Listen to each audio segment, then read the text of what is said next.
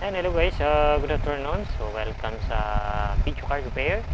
So this is Tex Jonathan from Video Card. Okay. So meron tayo dito guys repair. So gamit natin na ito. Ang problem guys ito according sa may-ari ay no power. Yan. Yan. So mapapansin nyo guys, maitim-itim na siya. Ayan. So hindi pa ganun kagandang ating lightning, ating ilaw. Tapos mapapansin natin guys, may repair history na siya. Ayan. So may nakita kasi ako guys, may mga flux po siya dito. Ayan o. Mapapansin nyo to, may flux dito. Bali ito guys hindi ko alam kung anong ginawa ko sa nanggaling. Bali ito ay may flux na po yung ilalim ng mga to. May mga flux na siya. Ayan o, kung mapapansin nyo, ayan siya o. So madumi na siya, sobrang dumi. Ayan, mapapansin nyo yung ating mga ilalim. Ayan. Ito po ay nireflow na. Nireflow na po siya. Tapos may mga ito, ayan o, repair history na siya. Ayan, mapapansin nyo. Tapos sa back siya, yung back. Tignan nyo yung back nyan. Ayan o, may mga hinang na po siya. Hindi siya masyado pa nung makita. Pag nilalapit, ayan o. Mapapansin nyo, may hinang na po siya. Ayan. So may galaw na po. Saka ito, mapapansin nyo, toasted na siya. Itong ilalim na to. Saka yung ilalim ng mga biram. Dahil siya po ay nireflow na po siya. So according sa may-ari, this is no power. Ito may damage din to. So ayan, nabasin. Tapos ito yung is nasunog na siya. Sa tingin ko liquid damage siya kasi may mga signs siya guys ng ganito, corrosions. Ayan, tapos ito ayan. Masyado na siyang guys na nasubrahan sa reflowing process. Microscope inspection natin siya. Ayan, para makapakita ko sa inyo. So ayan. Ayan o, kung mapapansin nyo yung flux, siguro ito ay 5 volt section. Hindi naman siya sorted. Ayan o, may mga flux na po siya. Ayan, mapapansin nyo. Hindi ko alam kung may mga missing parts na siya. Ayan o. Tapos ito, dami na siya guys, nireflow na talaga siya. So yung ganito guys ay sa akin yung mga 6600 na XFX at saka power color ay mataas yung successful rate. So hindi ko alam kung ano mga pinagagawa dito. Tapos tinanggal na rin ito guys, itong mga to. Yung isa-isa na ni owner. Yan, mapapansin nyo. Yan, may mga flux pa nga siya. Yan, so hindi ko alam kung ano mga pinagagawa dito. Yan. Yan o. Galaw na. Hindi ko alam kung anong missing dyan. Ayan o. Ito, hinihinang na din. Ito. Hindi ko alam kung anong nangyari dyan. Ayan. So may mga ayan o, yung ilalim ng GPU chip. Mapapansin nyo. Di ba parang basa siya.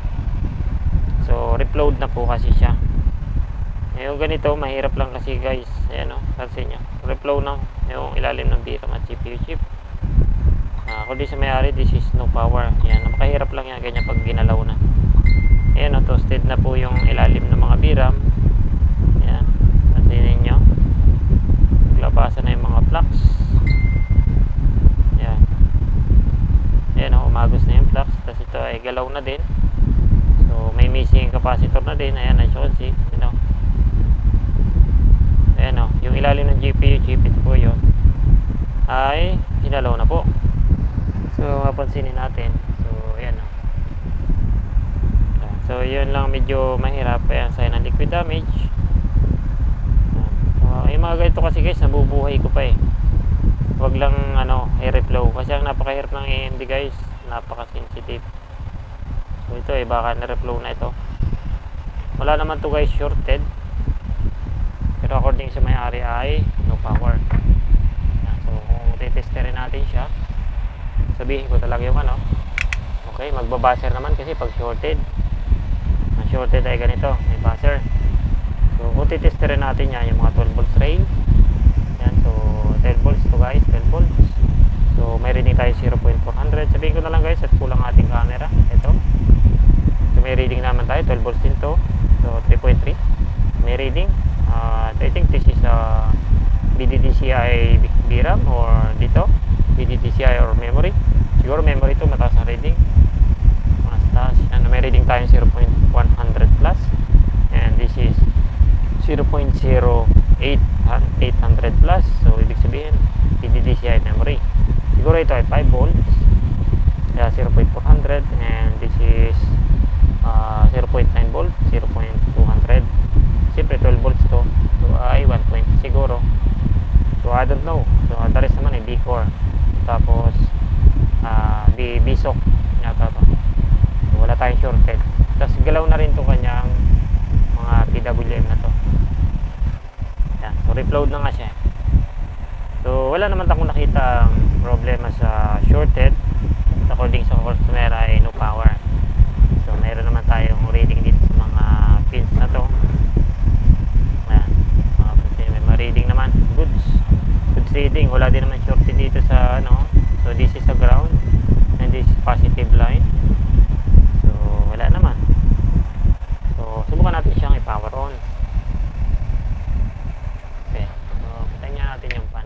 Parang hindi yata naririnig ng ating boses dahil sa fan. Okay, so i-turn on natin siya. Hindi ko alam kung uusok ko ano. Basta na-receive ko lang ito guys. Is tinester naman natin. Is wala tayong something ano. Wala naman tayo nakita ang ibang ano. Tingnan natin kung uusok. Ito yung ating isang camera. Okay. Ayan. So let's power on. Okay, power on. Ayan, so fan is spinning. Hindi umiinit ang GPU chip guys. Possible it's dead. Okay, it's dead. So walang init. Hindi ko alam kung anong main problem. Okay, kasi wala naman tayong ayan, as you can see, walang display. Dapat din sa kanan yung magdi-display. Yung white kasi sa motherboard yun. Okay? So magti-testing tayo ng voltage. Okay, lagay natin sa volts. Sundutin natin kung ano yung missing. Okay, meron tayong 1.8 volts. And siguro ito dead ito. Meron 0.7, so present siya. So dead to. So yung 5 volts, mababa itong voltage na ito guys. Yan, so this is a 5 volts. Siguradong 5 volts ito. Kasi wala namang, sa bagay, sa tingin ko, ito ay 5 volts lang ng bilid. Sa ilaw lang ito possible. So, ito wala to dead eh. Dead. So, dead din ito. So, lahat B-core is dead. Yan. So, yung 5 volts sa likod, ito yata ang 5 volts. Ito. Yeah, 5 volts. So, 5 volts is present. So, 3.3. Present. 3.3. Wala namang umiinit. Yan. So, mahirap guys kung ganitong nangyari. Reload na yung GPU chips. So, possible na to ay kasi ang hirap guys sa reflow. Huwag kasi i-reflow to. Nasisira to guys. Huwag yung i-reflow. Ito sa tingin ko, ano to eh. 5 volts bilid lang yan eh. Something sa ito kasi kahit wala yata ang alam ko lang guys kasi dead dito. Yan, ibig sabihin dead dito eh. Ito, dinalaw na kasi. Ang hirap. Present na 1.8 volt, 0.7. Present, mahalaga to. So next na kasi 5 volt present at kumbaga sa Nvidia. So all present na halos lahat. Ang missing na lang ay yung kanyang ito. Saka ito. Kasi meron na dito. 0.7. So, ito hindi ko lang alam kung ano. Kasi may output ito mababa. 0.2. 0.2. Anong voltage? 11 volts ang voltage yun.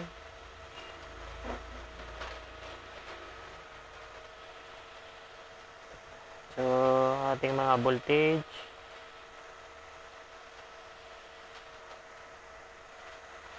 Volts. Ano ba ito? 11 sa kabila, 11 din. So 11 ano siya, passing ng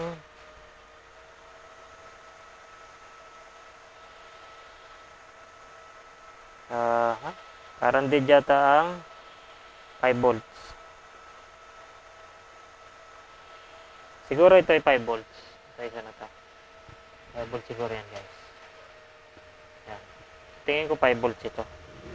Kasi tinitester ko, guys, yung mga ano dito. Tingnan nga natin to. Okay, mayroong 11. Iba ng fuse, 11. 11. So, medyo mahirap lang siya, guys, kasi nga nakaano tayo. May 11 voltage tayo dito. May 11. Tama, 11. And 11. Alin pa? So, kailangan dito may pumasok tayo ditong 5 volt. Pag walang pumasok, guys, this is 12, 11 volts. 12 volts yan, 0.1, 11.1. So, pag walang 5 volts ako nakuha dito, guys. So, ayun. So, napapansin ko dito, dead ang ating 5 volts. So, sa lahat ng ating enable 5 volts driver. Tinatawag itong 5 volts driver. So, galing na ito, guys, sa repair history. So, na-remove na rin to. So, ngayon, alamin na lang natin kung ito kasi may 5 volts to eh. Yung ganito.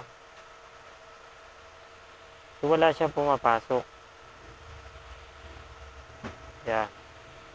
Okay, 0.2. 0.2 volts. 0.2 volts. So, mababa. Galing siya dapat dito. So, ang gagalawin natin ay 1.7 ito. So, power off natin.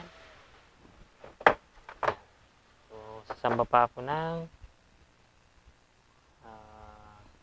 5:34 pa lang naman. So, ngayon ay July 31.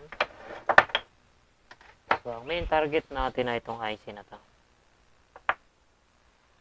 Kaya lang, ito ay walang schematic, walang board view. So, kailangan natin mag-execute. Hanapin natin yung pinaka main source. Yan. Ito, guys, ay may repair history na. Nagawa lang natin ang paraan. Okay? So, saan ba nagmumula ang problem? Ito, yung mga resistor niya kasi parang toasted siya, guys. Putok na. Alam niyo yun, nasobrahan na sa heat. Nasobrahan na siya sa heat. Ito kasi yung mahirap. Dapat ay wala tayong magagawa. Talagang nahawakan na ng iba eh. Yan. So, in-inspection ko lang yung back. Kasi baka may missing source. Power source. Sa enable ng 5 volts. Kasi ito yung ginalaw niya. Yan. Possible ito yung nag-generate ng 5 volts. Tingin ko lang, guys eh. Ito yung nag-generate ng 5 volts. May mga ginalaw din kasi siya dito. Ito. Hindi ko alam kung bakit. Bakit ginalaw? Nakalis ka dyan. Anong IC number to? GS9230. GS9230. Excuse me. Po? Pwede mag-games sa computer? No. Hindi po. O sige, mag-games ka daw. Games lang ha. Walang YouTube ha. Bawal ang YouTube. Kasi sabi niya, dead no power. Ibig sabihin, dead yung 5 volts. Subukan natin. Wala lang kasi itong schematic eh. Mahirapan ako sa ganito eh. Walang schematic. Meron naman ako dito mga something donor. Ay, kaya lang iba pala to. This is ayun, meron ditong isa, XFX. Okay. Meron tayong XFX. isa dito. Ito. May dono tayo. Kasi yun guys, XFX. So ito, readingin natin siya. Power diode mode. Yan. So pag ni-reading natin to, so reading niya ay shorted siya. Sunog pala ito guys. Sunog pala yung ano na to. Butas nga pala dito.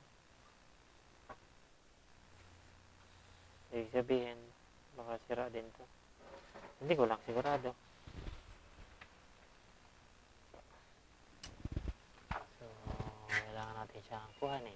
Subukan natin.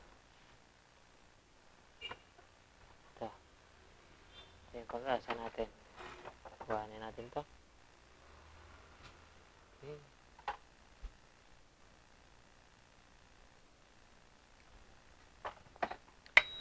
Okay. Kuhanin natin.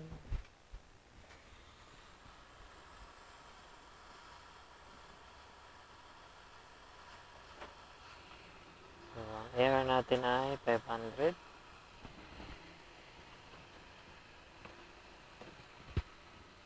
Air.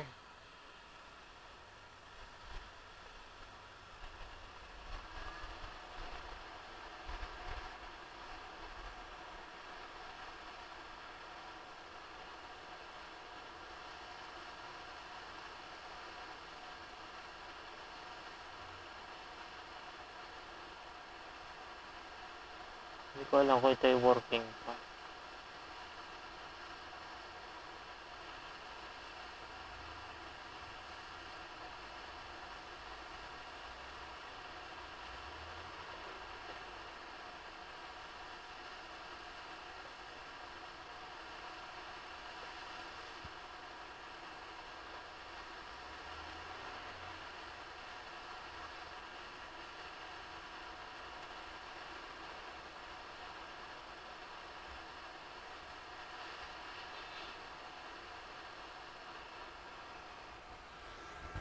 Okay, nalabog na natin. Oops, minute.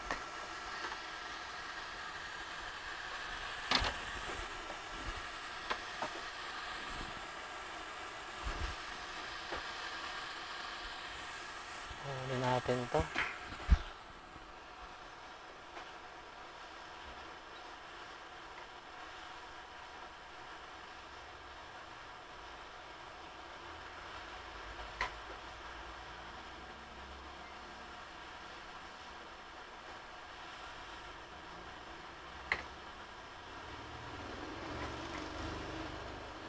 Pinalitan na ito eh. Ibig sabihin ginalaw na. Ginalaw na nung nag-repair.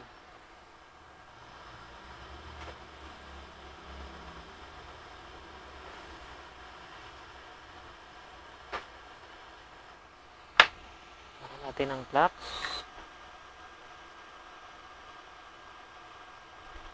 Para mas maganda.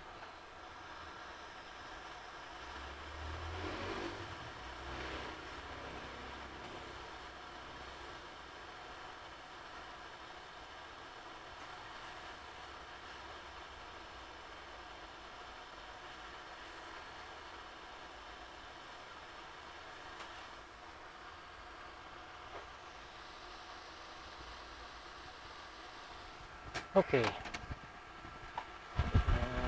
IC is placed properly. So,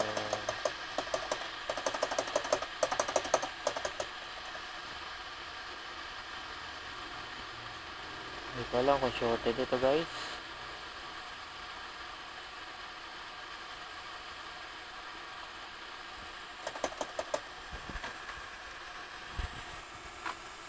So, hanginan natin. Testerin ko kung shorted. Testingin lang natin. Yan, so may reading na tayong 0.300.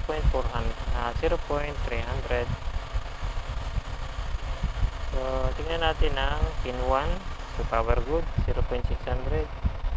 Enable, pin 2. I don't know. Okay, 12 volts in.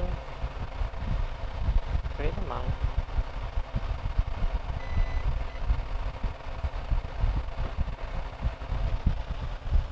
So, bakit kaya ayaw pumasok ng 5 volts? Ayaw lumabas ng 5 volts. Marami ng galaw. So, may reason yan eh. Either may shorted sa or may change value sa daanan ng 5 volts. Ito, ginalaw na rin kasi ito.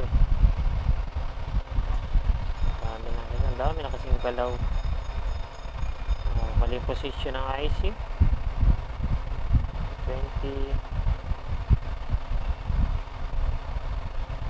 Ito. Tira yata ito, nakaangat. Ilobo na pala ito. Ibig siya nag-execute siya dito. Tingnan natin mabuti kung may failure sa pagkakadali ng unang nag-repair.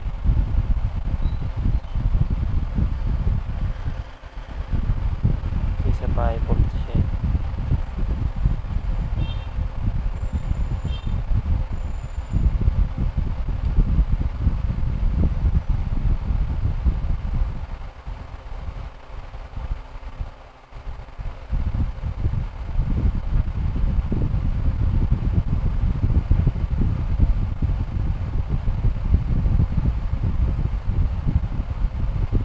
Buhay naman yung mga 2R2.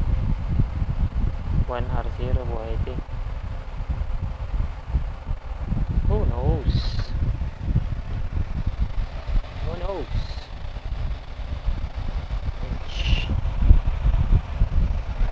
Testing ulit natin.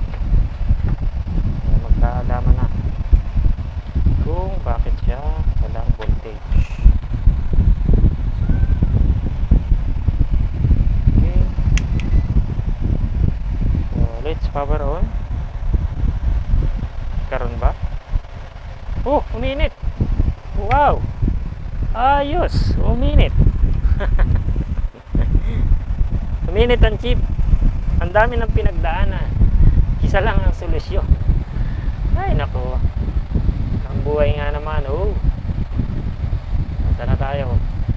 Ang dami ng pinagdaanan. Sari-sari, ni-reflow ang VRAM, 4 pieces VRAM, ni-reflow. GPU chip, ni-reflow. Lahat ng IC, tinanggal, inangat. Capacitor, nag-bloated.